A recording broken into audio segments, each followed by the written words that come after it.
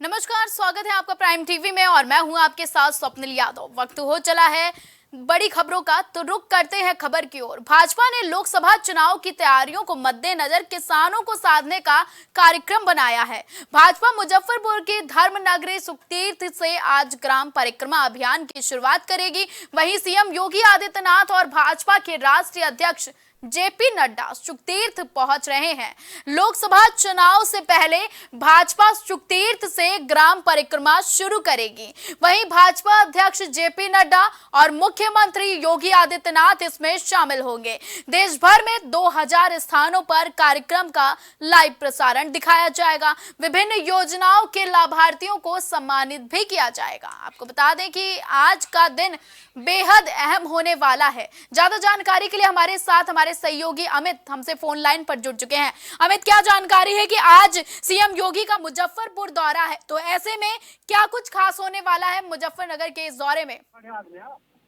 बिल्कुल, देखिए मुजफ्फरनगर सुखतीर्थ में जो है लगभग 12:15 बजे के आसपास भाजपा के राष्ट्रीय अध्यक्ष जेपी नड्डा और उत्तर प्रदेश के मुख्यमंत्री योगी आदित्यनाथ का आगमन होगा, जिसमें किसान मोर्चा को आधार बनाकर यहाँ पर गांव परिक्रमा यात्रा का शुभारंभ मुजफ्फरनगर के सुखतीर्थ इलाके में गांव फिरोजपुर बांगर में कार्यक्रम आयोजित होगा, जहां पर किसानों के बीच पहुंचेंगे और यहां से शुरुआत की जाएगी। 2024 के लोकसभा चुनाव को दृष्टिगत रखते हुए यहां मुजफ्फरनगर से एक बड़ा मैसेज समझा जा सकता है, क्योंकि उत्तर प्रदेश के मुख्यमंत्री और भाजपा के राष्ट्रीय अध्यक्ष जो है यहाँ पर मौजूद रहेंगे और किसानों के बीच वार्तालाप की भी बात की जाएगी। और कहीं ना कहीं किसानों अमित, अगर बात की जाए आगामी चुनावों को मद्देनजर रखते हुए, तो कितना खास होने वाला है आज सीएम योगी का मुजफ्फरनगर दौरा?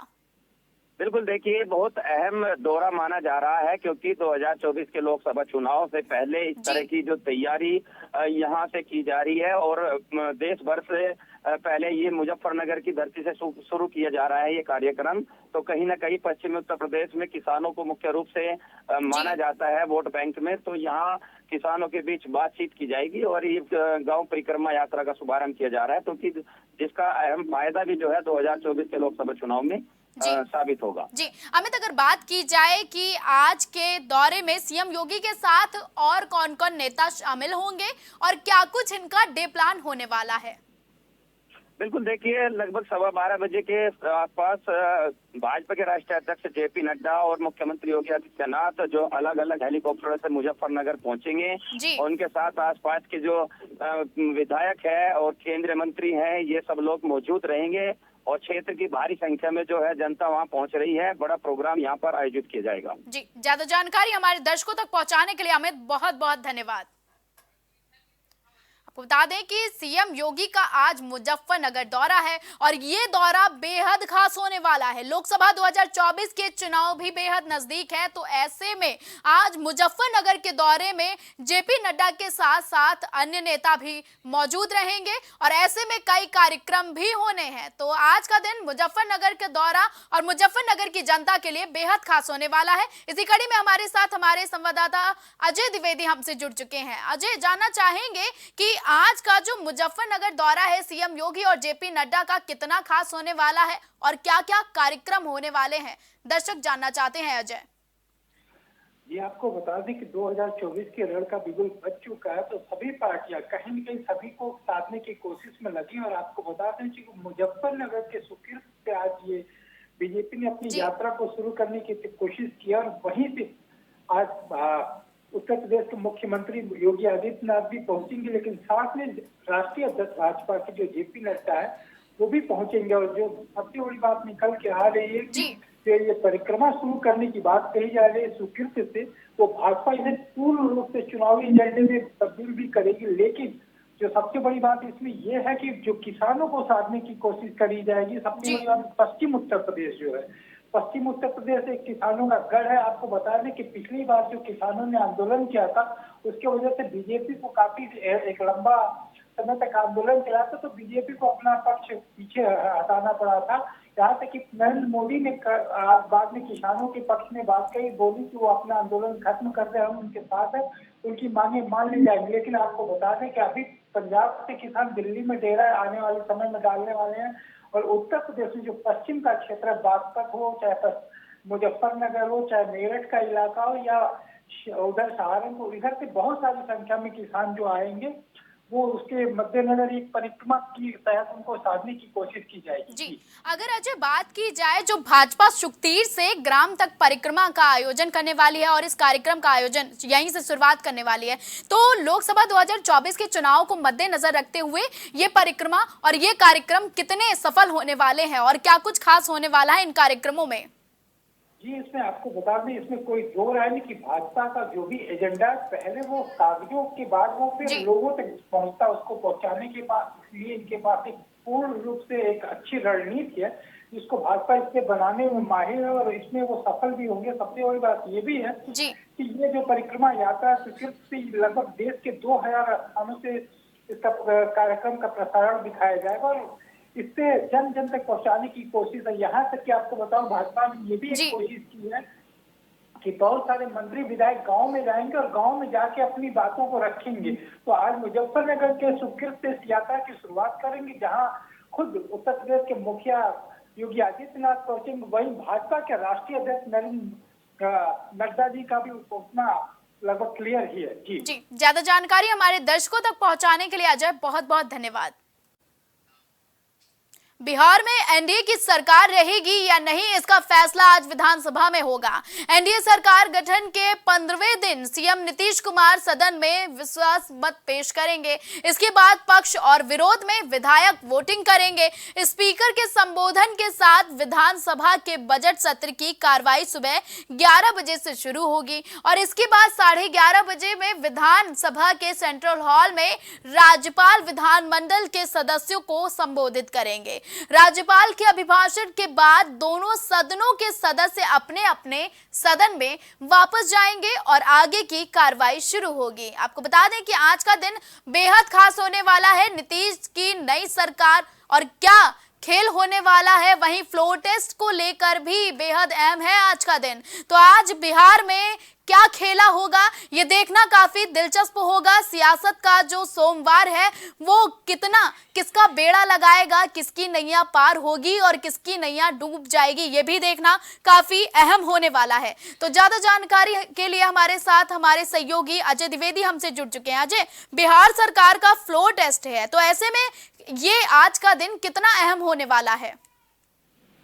ये सबसे आपको बता दी, जो आज सबसे बड़ा खेला होने वाला जो शब्द, वो खेला तो सब पहली बार इस्तेमाल किया बेसिकली पश्चिम बंगाल की मुख्यमंत्री ममता बनर्जी ने, लेकिन वो पूर्ण रूप से सटीक होता दिख रहा है। वो बिहार में जहाँ पे खेला सब एक तरह से बिल्कुल कारगर साबित हो रहा है। इस समय बिहार की स्थिति है जो किसके पक्ष में खेला हो जाए कब कोई कह नहीं सकता। जहाँ आज भाजपा और मतलब एक तरह से एनडीए और नीतीश सरकार मिलकर वहां सरकार बनाने का बहुमत पेश करने की कोशिश करेगी, वहीं दूसरी तरफ आरजेडी अपने सभी दावों को आजमाते हुए उन्हें गिराने की कोशिश करेगी। लेकिन उससे पहले आपको बता दें, जो सबसे बड़ी बात निकल के आएगी, बहुमत से पहले जो वहां पे लोग जो स्पीकर है, स्पीकर किसके पक्ष में रहेंगे, स्पीकर को हटाने की बात होगी और स्पीकर को हटाने के लिए लगभग 80 लोगों का बहुमत चाहिए और 80 लोगों को खड़े होके वो बहुमत देना है। अगर 80 से कम होते हैं तो फिर कहीं न कहीं खेला यहीं से शुरू होता है। तो उसीलिए बीजेपी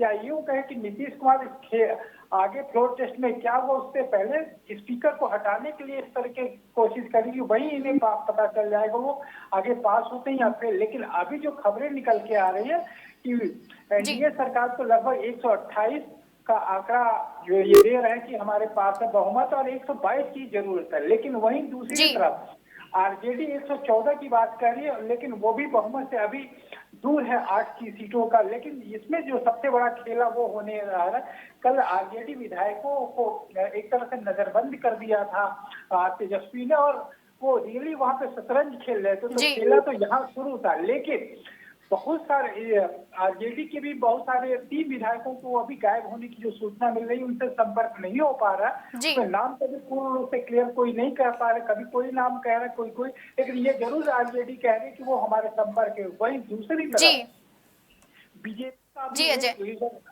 बीजेपी का भी एक लीडर गायब है, तो उसको भी बीजेपी एकदम भर रही है कि हम उनके संपर्क में, उनसे हमारे संपर्क हो रहे हैं। जी लेकिन ये जरूर है, वही 3 से 4 विधायक हैं जो असंतुष्ट लग रहे हैं जेडीयू से, तो वो कहीं न कहीं खेला होने में बड़ा योगदान देंगे। और सबसे बड़ी बात निकल के आएगी कि जी जीतन राम मांझी जो पूरे इस समय बिहार में खेला होने के सबसे बड़े खिलाड़ी कहे या कप्तान कहे वो होंगे, वो जिधर जाएंगे एक तरह से निश्चित हो जाएगा कि खेला किधर होगा। जी कारण अजय। कि जीतन राम मांझी एक सीटों की बात कहते तो बोले थे एक रोटी से पेट नहीं भरता, कम से कम इतना तो जी दे अजय। दिया जाए कि वो जी जी सरकार जी, 2 रोटी ज्यादा से जानकारी हमारे दर्शकों तक पहुंचाने के लिए अजय बहुत बहुत धन्यवाद। आपको बता दें कि इस वक्त की सबसे बड़ी खबर सामने आ रही है। बिहार में नीतीश सरकार का फ्लोर टेस्ट आज है। आपको बता दें कि नीतीश सरकार का आज फ्लोर टेस्ट है। विधायकों का विधानसभा पहुंचना शुरू हो गया है। आपको बता दें कि सभी विधायक विधानसभा पहुंचने लगे हैं। विधानसभा बीजेपी जेडीयू के विधायक जा रहे हैं। आपको बता दें कि बीजेपी और जेडीयू, एनडीए और जेडीयू के विधायक विधानसभा जा रहे हैं। बीजेपी विधायकों ने नया कयास लगाया। आपको बता दें कि बिहार में नीतीश सरकार का फ्लोर टेस्ट आज है। आपको बता दें कि विधानसभा पहुंचने पर विधायकों ने जय श्री राम के नारे भी लगाए हैं। विधायकों का विधानसभा पहुंचना शुरू हो गया है। आपको बता दें कि एनडीए और जेडीयू के विधायक भी अब विधानसभा पहुंच रहे हैं। बीजेपी विधायकों ने जय श्री राम के नारे लगाए हैं। आपको बता दें कि राममय माहौल विधानसभा में देखने को मिला है और आज नीतीश सरकार का फ्लोर टेस्ट बिहार में होने वाला है। आज का दिन बेहद खास है। विधायकों का विधानसभा पहुंचना भी शुरू हो गया है। ज्यादा जानकारी के लिए हमारे साथ हमारे सहयोगी राजेश यादव हमसे जुड़ चुके हैं। राजेश, क्या कुछ जानकारी है कि अब विधायकों का विधानसभा पहुंचने का सिलसिला शुरू हो गया है? बिल्कुल स्वप्निल, अगर हम बात करें तो बिल्कुल बात सही है कि जेडीयू और बीजेपी के विधायक जो है वो जी पहुंचना शुरू हो गए हैं विधानसभा में। और उसके बाद आपको बता दें कि आज नीतीश सरकार का आज 15वां दिन है। अब 15वें दिन में एनडीए की सरकार रहेगी या जाएगी, जी लेकिन अभी इसमें तो समय है। दूसरी चीज आपको बता दें कि सारे विधायक पहुंचना शुरू हो गए हैं। और बिल्कुल आपने जो भी कहा कि वहाँ पे राममय माहौल है, बिल्कुल बात सही है कि राम के जयकारे लगाते हुए वहाँ पे विधायक पहुंच रहे हैं और पूरा राममय माहौल है। बिल्कुल जाहिर सी बात है कि जब बीजेपी मतलब एनडीए की सरकार है तो बिल्कुल बात सही है कि वहाँ पे राममय माहौल ही होगा। और दूसरी चीज आपको ये भी बता दें कि आज जो वहाँ पे फ्लोर टेस्ट होना है, इसमें नीतीश सरकार पास होगी या फेल होगी ये तो अभी वक्त है। क्योंकि अभी जैसे विधानसभा में कार्यवाही शुरू होगी तो वहाँ पे विधायक जो है दोनों पक्षों में अपना अपना मतदान करेंगे। मतदान होने के बाद पता चलेगा कि कौन वहाँ पे फेल होगा और कौन वहाँ पे पास होगा। जी राजेश, अगर बात की जाए एनडीए और जेडीयू के विधायकों की तो क्या उत्साह है और क्या लग रहा है कि सियासत में उठापटक होगी या फिर किसकी नैया डूबेगी, किसकी पार लगेगी? बिल्कुल बात सही है कि वहाँ पे दोनों दल के विधायकों में उत्साह है और जिस तरह से उत्साह वहाँ पे देखने के लिए मिल रहा है उस तरह से साफ साफ लग रहा है कि वहाँ पे बिहार में खेला होना मुश्किल है। लेकिन अभी कुछ कहा भी नहीं जा सकता कि क्योंकि कयास लगाया जा रहा है कि बिहार में खेला भी हो सकता है। क्योंकि तेजस्वी यादव और जो लालू यादव के पुत्र है और लालू यादव भी वहाँ पे मंथन करने में लगे हुए हैं किस तरह से अपने अपने पाले में विधायकों को किया जाए। तो मुझे लगता है कि कोई भी चाहे नीतीश हो या लालू हो या तेजस्वी हो, हर वहाँ पे जो भी सत्ता प्रमुख है या दल के प्रमुख है वो अपने अपने गणित लगाने में जुटे हुए हैं और विधायकोों को अपने पाले में लाने में जुटे हुए हैं। लेकिन अभी कुछ देर में दूध का दूध पानी का पानी हो जाएगा कि कौन किसके पक्ष में है, कौन विधायक किसके पक्ष में मतदान करता है। तो मतदान करने के बाद ही सारी स्थिति वहाँ पे साफ हो पाएगी। जी राजेश, अगर जाने कि विधानसभा में किन किन दलों के विधायक मौजूद होने वाले हैं आज? तो फिर अगर बात करें विधायकों को मौजूद होने की, बिल्कुल बात सही है। जैसे कि जेडीयू के विधायक वहाँ पे मौजूद होने वाले हैं और उसके साथ साथ में एनडीए के भी होने वाले हैं। उसके अलावा जो अन्य दल के जो अन्य छोटे दल हैं उनके भी विधायक वहाँ मौजूद रहेंगे। लेकिन अब किसके पक्ष में वहाँ पे वोटिंग करते हैं ये तो देखने वाली बात होगी, क्योंकि इसके लिए अभी समय है। क्योंकि 11 बजे से वहाँ पे स्पीकर जो है अपना भाषण देंगे, उसके बाद जो है वहाँ पे मतदान प्रक्रिया शुरू हो जाएगी। जी। और उसके बाद पता चलेगा कि कौन किसके पक्ष में मतदान करता है। मतदान करने के बाद एक चीज आपको और भी बता दें कि मतदान करने के बाद 11:30 बजे वहां पर सेंट्रल हॉल में राज्यपाल विधानमंडल दल के सदस्यों को संबोधित करेंगे। जी। इसके बाद जो है वहां पर अभिभाषण के बाद दोनों सदनों के सदस्य जो है अपने अपने सदन में वापस जाएंगे। लेकिन जी। इसके पहले कितने विधायक इसके पाले में जाते हैं ये बात देखिए होगी। जी, ज्यादा जानकारी हमारे दर्शकों तक पहुंचाने के लिए राजेश बहुत बहुत धन्यवाद।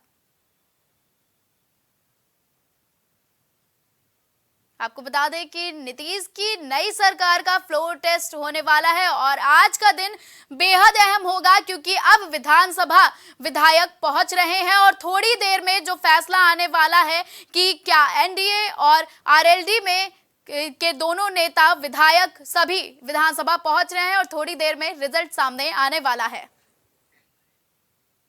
उत्तर प्रदेश में राहुल गांधी की भारत जोड़ो न्याय यात्रा शुरू होने में कुछ दिन रह गए हैं। 14 फरवरी से शुरू होने वाली भारत जोड़ो न्याय यात्रा अब 2 दिन विलंब से शुरू होगी। यूपी कांग्रेस के अध्यक्ष अजय राय ने कहा है कि यूपी बोर्ड परीक्षाओं के कारण इस यात्रा को पुनर्निर्धारित और छोटा कर दिया गया है। अब यह न्याय यात्रा 16 फरवरी से शुरू होकर 23 फरवरी को समाप्त हो जाएगी। इससे पहले भी कोरोना काल में लोगों की परवाह करते हुए बंगाल में राहुल गांधी अपनी रैलियां कैंसिल कर चुके हैं। यूपी कांग्रेस चीफ अध्यक्ष अजय राय ने कहा कि यह बदलाव लॉजिस्टिक मुद्दों के मद्देनजर रखते किया गया है। जिन स्थानों पर केंद्रों और आयोजकों को रहना था वे आमतौर पर निजी स्कूल या कॉलेज हैं जो अब बोर्ड परीक्षाओं के लिए आरक्षित होंगे। एक वरिष्ठ नेता ने कहा कि हम यह संदेश नहीं देना चाहते हैं कि किसी विशेष क्षेत्र के राहुल की मौजूदगी से हमें सीटें जीतने में मदद नहीं मिली। ज्यादा जानकारी के लिए हमारे साथ हमारे सहयोगी राजेश हमसे जुड़ चुके हैं। राजेश, आज ये खबर सामने आई है कि न्याय यात्रा को स्थगित कर दिया गया है, छोटा कर दिया गया है, तो क्या कुछ पूरी जानकारी है?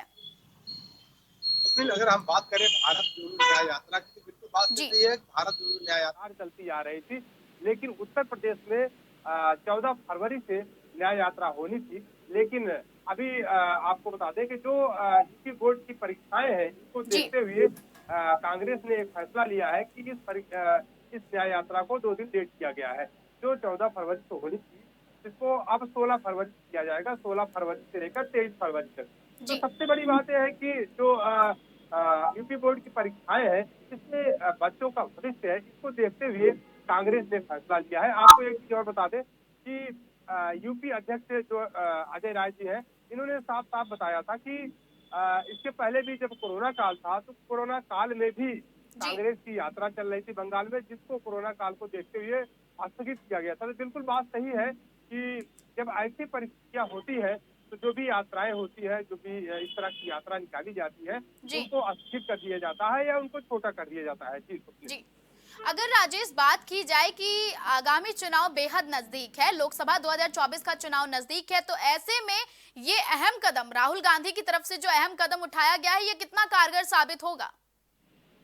बिल्कुल स्वप्निल, अगर बात करें राहुल गांधी के कदम के लिए तो बिल्कुल बात सही है कि एक कदम उनका कहीं न कहीं एक संदेश जरूर देगा, क्योंकि अभी जो यूपी बोर्ड की परीक्षाएं हैं इनको लेकर हमारे देश के जो युवा है, हमारे देश जो नई पीढ़ी है, ये अपने भविष्य संवारने के लिए ये परीक्षाएं देती है।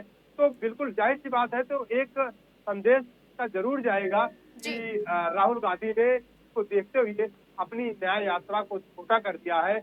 और उसके बाद आपको ये भी बता दें कि इस संदेश का असर हमें लगता है कि 2024 के लोकसभा के चुनाव में देखने के लिए मिल सकता है।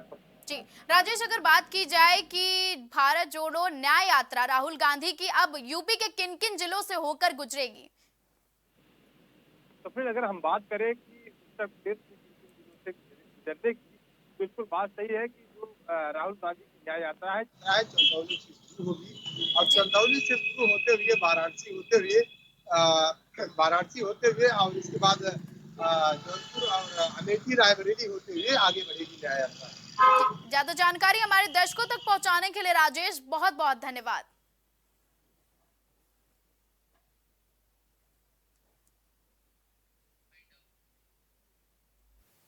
खबरों का सिलसिला लगातार जारी रहेगा। देश और दुनिया की तमाम बड़ी और अहम खबरों के लिए आप देखते रहें प्राइम टीवी।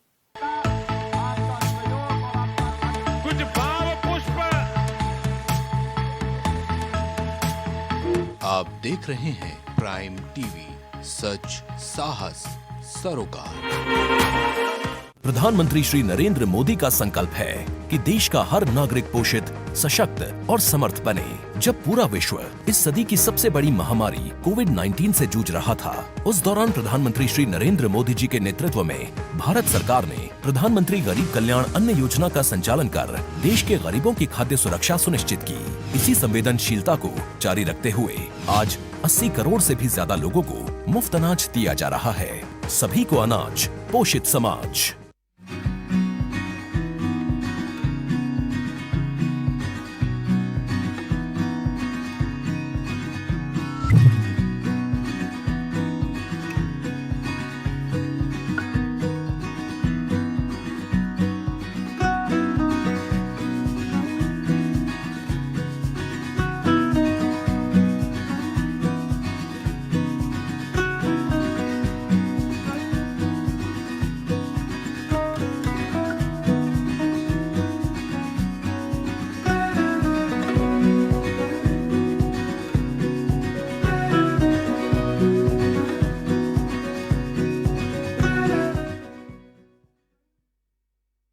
अगर आप करना चाहते हैं अपने बिजनेस को प्रमोट, तो इसके लिए आपको चाहिए होगा एक सपोर्ट।